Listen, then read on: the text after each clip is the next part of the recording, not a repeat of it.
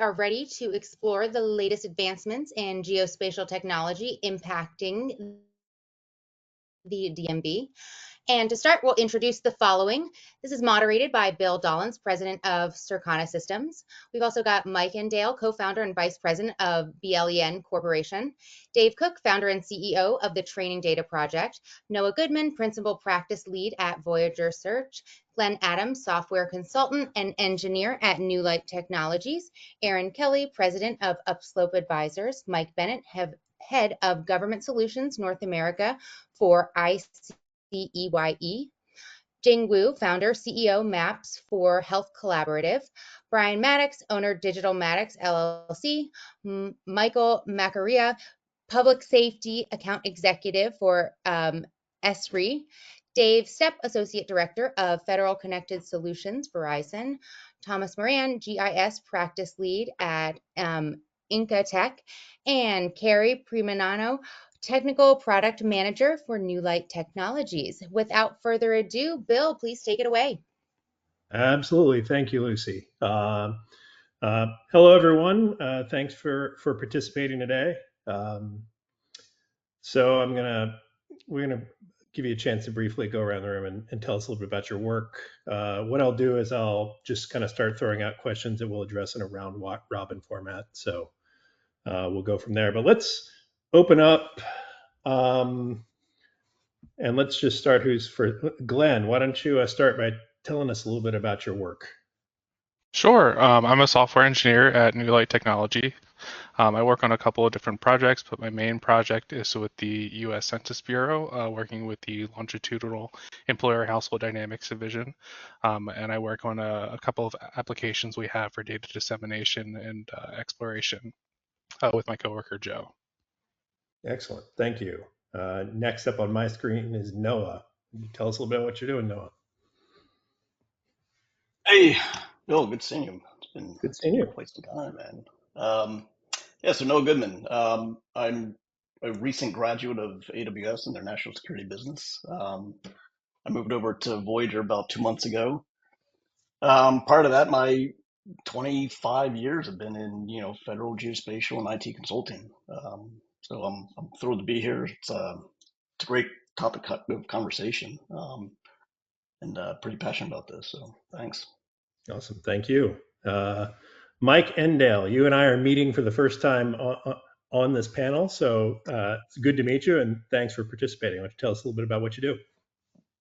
Likewise, good to meet you, Bill. My name is Mike. I am the co-founder and VP of BLEN. We're a digital services company. We focus on emerging tech. Been working with the GIS space for about 15 years. So excited to be having this conversation with y'all. Excellent. Thank you. Glad to have you here. Aaron, why don't you give us a little background on what you do? Yeah, thanks, Bill. And it's funny, I always see Bill at conferences. I never see Bill. Yeah, I was thinking the same thing. I never see him. I never see him at work. I never see him places. I see him always at conferences. You found me out. I'm actually an AI chatbot. So yeah, that's what he is. Man, that deep fake is really good. Yeah, Aaron Kelley, UpSlope Advisors. Yeah, we are a professional engineering service company. NGA is our biggest company, our biggest customer. So that's how I got into geospatial. And personally, I've been around with it for a while. I'm an open source advocate, just have to say it. And basically, I do engagements, help teach people how to do different stuff with geospatial. I train QGIS. I do some QGIS training. Additionally, my company just got a contract to do data analytics, GIS and data analytics at SBA, so we're very excited about that. And just happy to be here with a lot of you guys. I've heard of all you guys in different places, so I'm just happy to be here. Thanks. Excellent. Thank you. Then Mike Bennett, tell us a little bit about what you're doing. Yeah, thanks, Bill. Great to be here today. So Mike Bennett, Head of Government Solutions for North America for ICEYE. ICEYE itself is a new space company, so we're focused on synthetic aperture radar. Good part of the company that's focused on the tech behind it. It's really cool tech, and I'm sure I could have a long, deep conversation on that. But the part of the business that I sit on is how you take something like satellite imagery and how you create geospatial data for it, and opening up the world of end users those people that are familiar with how to utilize GIS data and use it for things like disaster management, response, and recovery. So excited to talk about some of that here today. Excellent. And then I'm told Dave Cook is here, probably camera off, which means GoTo makes it so I can't see you. So Dave, please Hi, chime in and tell us what you're up to. I'm here. So yes, I apologize. I am. So this is Dave Cook. Really great to be here. I have worked with several of the folks on this panel, or been in rooms with everyone. But so I work mainly in geospatial AI, and have spent probably the last 8 to 10 years focused on computer vision, other areas within DoD and the Intel community. I am in my native environment outside an Intel community office, so this is, pretty much how I live. But really just focused particularly training data project around data and AI and how we curate that well in order to kind of provide good spatial data infrastructure. So great to be here. Yeah, thanks. Good to have you here. All right, so we'll jump right in. What I'm going to do is I will pick on one of you initially for a question, and then we can just sort of open it up, and anyone who wants to chime in after that. There won't be a whole lot of logic on who I pick on, and it's sort of random. So with that, I am actually going to start with Aaron. With emerging technology, in this topic, AI is everywhere and is all the rage right now. So my question for you is what do you think the next big disruptor is that's not named AI? I actually have two answers for this one. One, going back to my open source kind of advocacy, right now, Esri is great at what it does, right? Like, no one's going to say Esri does a lot of things, but the open source is kind of caught up a little bit.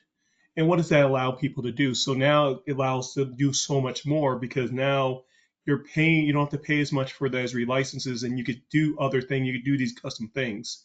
So I think right now with the open source geospatial, the QGIS, the GeoServer, the Postgres, all these different solutions that we all know about, they're really catching up. I think that's going to be a disruptive, and not in the way that probably what we were thinking about for this question, but it's going to change it, because you start seeing, at least on the government side and where I'm mostly at, you can see them starting to switch, like, oh, I don't need Esri, I could do this. Now, since they're getting the Esri, now they're getting open source. Now they're actually looking at, now with their extra funds, what can we do? Now they get to get these customized different solutions. So that's my initial answer for that. And my other one is totally on another thing is, and I remember being in St. Louis hearing about this. I think going into spatial finance is going to be the next big thing, right? People using spatial finance is something we kind of did. Everybody kind of did this for a long time, but really focusing on making better decisions using spatial data, using the trends, using all the geospatial, using all the tools. And it doesn't have to be this one company that does it now. Since we have all these things out here and these modules and these models are coming out there, a lot of people like Starbucks and all these people are start using spatial finance, spatial information to help them make financial decisions. People are making investments based off of this. So I think spatial finance is going to be the next big thing. And those are the two things I think are they're going to disrupt this industry. Okay. All right. I appreciate that. So anyone else on the panel, feel free to turn your mic on and contribute to that question, respond to anything Aaron said, or add your own. Mike, it looks like Mike Yeah. Endale. Sorry.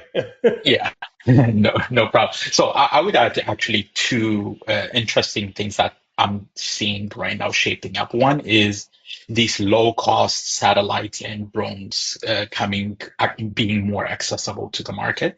I think that is going to add a very interesting layer to the stack already. That's already available. So getting real-time data, or be it more localized data, but very cheaply. So I think that could be one big unlock. In addition, is like edge computing is another thing that potentially could become into play, especially in disaster area, that sort of stuff, to be able to, deploy these like low bandwidth type of solutions where you can actually compute a lot of this spatial data while you're deployed. So these are like, outside of non-AI solutions, this potentially could unlock additional value here in the near future. Okay. All right. No, sound of that. It looks like Mike Bennett also came off mic. So do you have something you want to add? Yeah. Yeah, so I guess I'll follow in the rules of two that we've got going on here so far. So first, responding to the element of what's the next big disruptor, not named AI. I think sometimes we think of AI in terms of it's got to be these foundational models or generative AI. It's got to be a robot that's we're building to have human functions and come out and do 15 tasks at once. And that's not really all of AI, right? Like AI at its core includes some elements of machine learning and computer vision. And so I think the what else is out there at not named AI, most of what we're going to be doing in the future does include some element of that, right? It's out of the box. Computer vision, being able to recognize features within images, whether that's remote sensing or not, is certainly going to be a significant player in the future. But echoing off of, I think, Mike, what you were talking about as far as small sats, obviously selfishly so, ICEYE does small sats in the SAR space, but we see this proliferation of technology and of cost effectiveness building small sats, and not just for optical, not just for SAR, but we're seeing more in the way of perhaps LiDAR small sats, and all different types of sensors that 10, 15, 20 years ago, nobody envisioned were going to be cost effective enough to build a constellation of. And what this does is create now a constellation of data, right? Different kinds of data that may be seemingly disparate, but certainly using GIS, using the power of geospatial technology, you can now combine all of these different data sets and arrive at answers that, again, quite frankly, even just 5-10 years ago, seemed like they were impossible answers to conclude. So I think there's a couple areas of remote sensing that I'm excited to see where the industry goes, and certainly where GIS goes along with it in the next, say, decade. Okay. Anyone else want to jump in on this topic? If not, I'll move on to the next. Okay, Mike Bennett, you might as well leave your mic on because the next question is coming to you. Yeah, so since we were on the topic of small sats and edge computing, I think that sort of segues into my next question. Well, with all of these technologies, we have more data available than ever before. So, as someone who deals with a platform that's sourcing such data at higher volumes, what are the challenges with integrating that data into like a cohesive analytic platform to basically make it useful for downstream analysts? What challenges are you facing today? And what new technology do you see helping with that? Yeah, so I think there's a couple of challenges. One is just the pure amount of data, right? And how's that solved? That's solved by us continuing to increase our computing power, increasing the ability for people to bring in not just gigabytes, but terabytes, petabytes of data into their systems. The other thing, though, is going to be, okay, so if I have a optical image taken from this angle looking at this location, and I have some IoT devices that are placed seemingly at random around this area, and then I have a hyperspectral image coming in this angle and a SAR image coming in at this angle. That's a lot of information all about the same area, but now we've got to kind of figure out and solve for the different angles of approach on those images and acquisitions. We've got to figure out what stories can we tell with those, and how do we stitch it together to tell a cohesive story.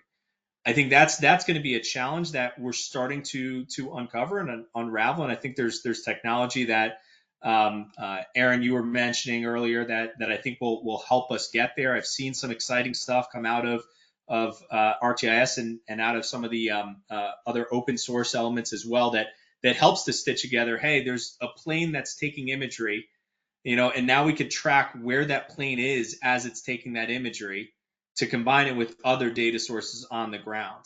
That's going to be, I think, a big focus of geospatial technology. Is you've got all these different data sets, all these seemingly disparate data sets, but coming together, they can tell a common story. It's just you need to stitch them together, and that it's a challenge today, but I do think that it's going to be solved for.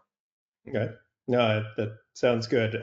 So I'm gonna break my own rule a little bit here, and I'm going to direct a follow-up because I would love to, based on what Mike Bennett just said, I would love to hear from Dave Cook on this. And Dave, do you see it?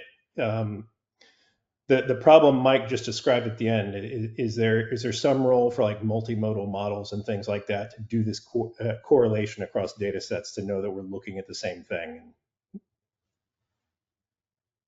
Oh, you're on mute, by the way. I am. There we go. Yes. So absolutely, I do think that there is a big role for multimodal models to play here. And we always go to the large and the foundational models, but I think that where we will probably see a lot of growth is also on the on smaller models, kind of tailored to specific kinds of use cases. But it's to me, I think Mike, you really illustrated it well, where we've got these different kind of disparate data sets where we're correlating and we're bringing in such massive amounts of data. How do we, when I think about where things are going and what we need to think about with, kind of geospatial, I think geospatial has definitely got that role to kind of be the locus or kind of the central point to fuse all the data together. It's also got a really big role in terms of understanding what the risk is associated with those data sets and how you've curated them, what the quality is of them, what it's powering, what kind of answers are you getting. It's, geospatial really has a role there in helping to, I think, improve traceability and auditability of the data. And as I'm getting outputs, do they make sense or do they not? So that's one of the best parts I think about geo is geo's real. You can see it. You can link it to something that you know and can understand. And it really, kind of provides that, again, for lack of a better term, kind of that ground truthing ability across data sets. So yeah, I definitely see an opportunity there. Excellent. And I'll be coming back to you with another question in a few Okay. minutes. Noah, I saw you came off mic, and Voyager has been playing in the search and data pipeline space for a long time. So I think you probably have something to add to this part of the discussion. Yeah. Ironically, it's actually not why I came on, but for a shameless plug for Voyager, yes. So kind of echoing what Dave was getting at, and talking about some of the panel right prior to this, data governance and data lineage, like it's not necessarily a new technology to help address these challenges. It's getting back to old school metadata, right, and cleanliness of data and being able to search and discover the content.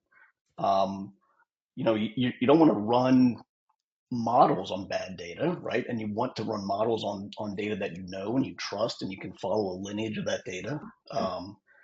So it's a combination of both tech to help address this, but it's also let's get good, clean data and know where it is and who owns it and the access constraints and the lineage of the data and all these things. Yeah, very good. That makes a lot of sense. And I've rolled past Aaron twice on this. So Aaron, coming back to you. I think what Mike and Noah said, and if Noah didn't say Voyager search, I was going to definitely say it because it's great for just getting all kinds of data. You could pay me later, Noah. No, also it goes into standards. I think earlier someone was talking about OGC and some of the standards. We got to make sure that we're all following the standards. We cannot deal with somebody come up with a one-off data standards that just blows everything up. So we all have a responsibility to make sure we're all following OGC standards, FTGC standard, whatever the standards you're going to do. You got to follow standard because that's the only way. That's the way that we're going to be able to integrate these small sats. I think Mike brought up earlier, and all these other data coming out. They just got to be in some standards that people could just pick up and use right away. Okay. Yeah, no, yeah, I agree with you. Open standards are an important part of it, for sure. I have a few of my favorites, but Glen has been waiting to jump in on this topic, so I'm gonna throw it to you, Glen. Yes, thank you. So I wanted to talk a little bit about piggybacking off of what Mike said, but from the opposite direction, from the user perspective, some of the issues of designing something like this. I think it kind of falls into three separate categories. You have the discovery, the storage of the data, and the actual application, which is fairly covered. A lot of the tooling in that area we all have heard of. I think the most interesting part is the discovery of the various data sources. And I think this is the hardest part of the problem, and there's not a full solution when you're talking about a lot of different sources or obscure sources of data. If you know the data authority, you can probably find what you're looking for. But just as a one-off example, you know, if you're looking for like passive GPS tracking data, you probably don't know off the top of your head where to find that. I don't either. I've used it before. I guess I do. But you know, this is something that search kind of fills a role for, like general search, but it's definitely a problem. In my previous work, it was focused on groundwater, and we did smaller projects all over the country. And some of the obscure data sets we would need were just not easy to find, and we would find ourselves, you know, trying to get data out of old PDFs and data from like the 70s and 80s to get them historical context for the area. And so I think the discovery of data is still a very unanswered problem. Okay. Very good. No, thank you for that. All right. So, as promised, Dave, I'm coming back to you. Um, what what are the unique challenges that you see geospatial posing to machine learning and AI? Like, you know, integrating geospatial data in its various forms into those models. What challenges does it bring to the table in terms of models and machine learning? Sure. You know, I think it's a couple of things, but I'll, you know, hone in on one or two.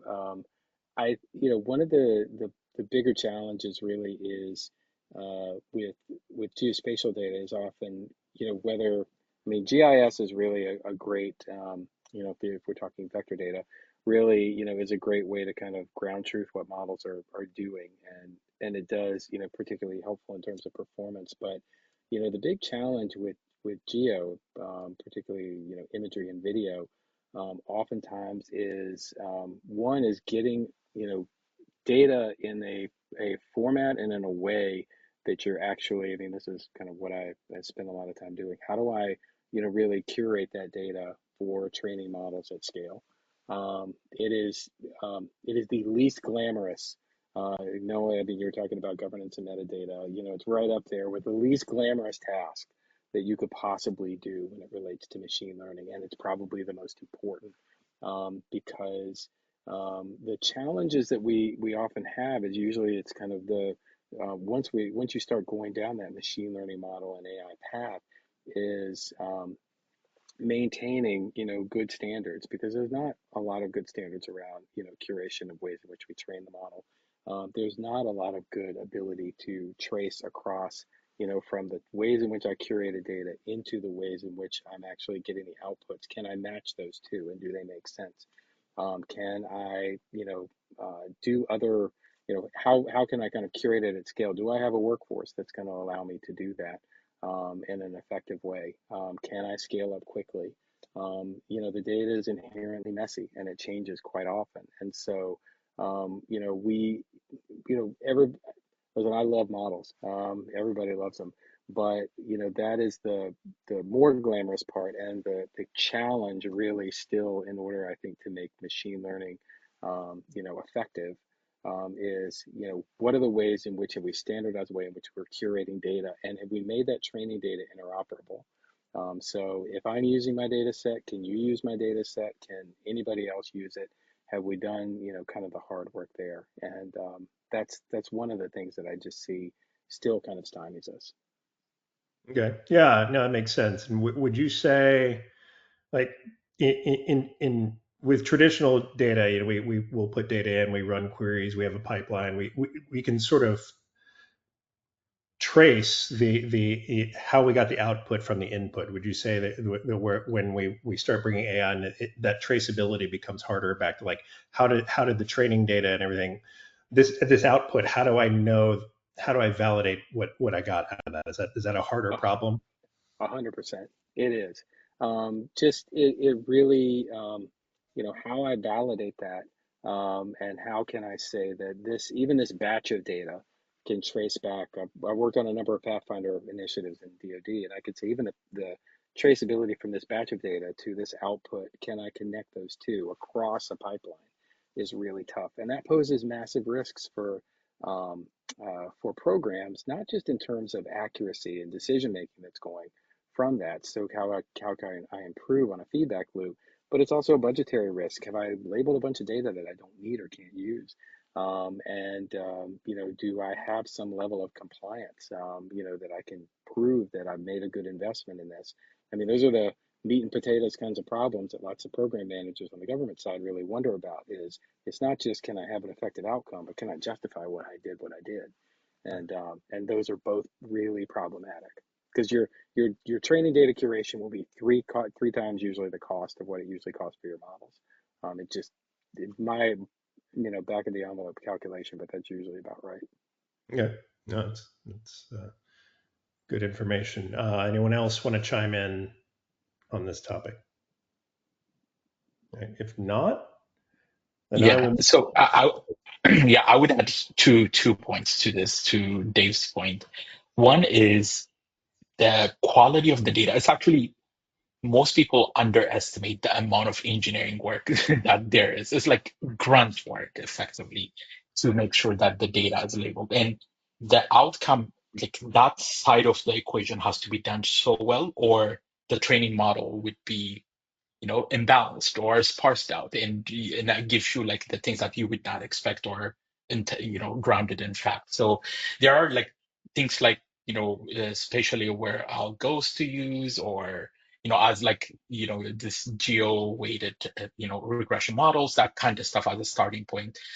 Distillation is another idea that's brand new, that potentially you use one foundational model and distill out like specific things downstream. But it's a lot of engineering work that's required to make sure that the data pipelining is done well. And I think that's lost in majority of the conversation that at least I've had. Everybody talks about the AI, but not of the engineering work. Yeah, okay, no, that's a good point. So I have one more question. I'm going to start with Mike Endale, but I would like to get at least something from everyone on this. Given that we're looking ahead at the industry as we think it's going to be, I think I'd be remiss if I didn't ask, and I'll start with you, Mike Endale. What advice would you give an emerging professional who's entering geospatial technology today?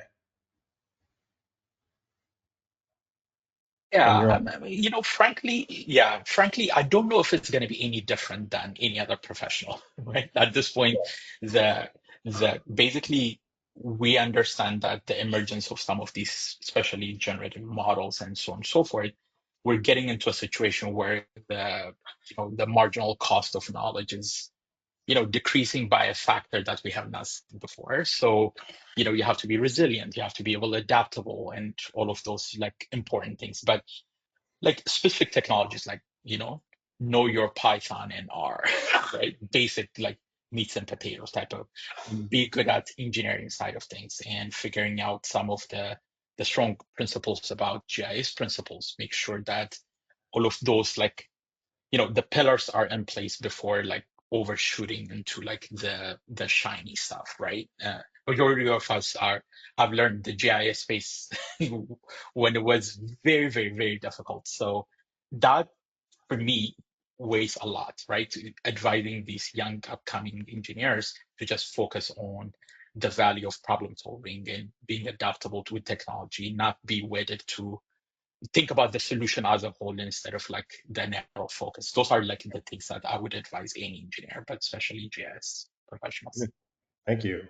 Noah, what do you have to add to this? Yeah, I kind of getting back to basics. Work with as much data as possible. Understand vector data and raster data, understand different imagery formats. Literally just absorb as much knowledge about data and data sets and data formatting as possible. And then you can wrap scripting around that. You can, wrap Python around that. You can wrap queries and SQL natures and relational stuff, all of that stuff. But the more data you can get your hands on, the more data you can ingest and understand how to work with it and massage it and dissect it. Like that's going to be key, right? Data rules, and data is going to continue to rule. And so the more knowledge you have on data, understanding data management, quality, like you're off and running already.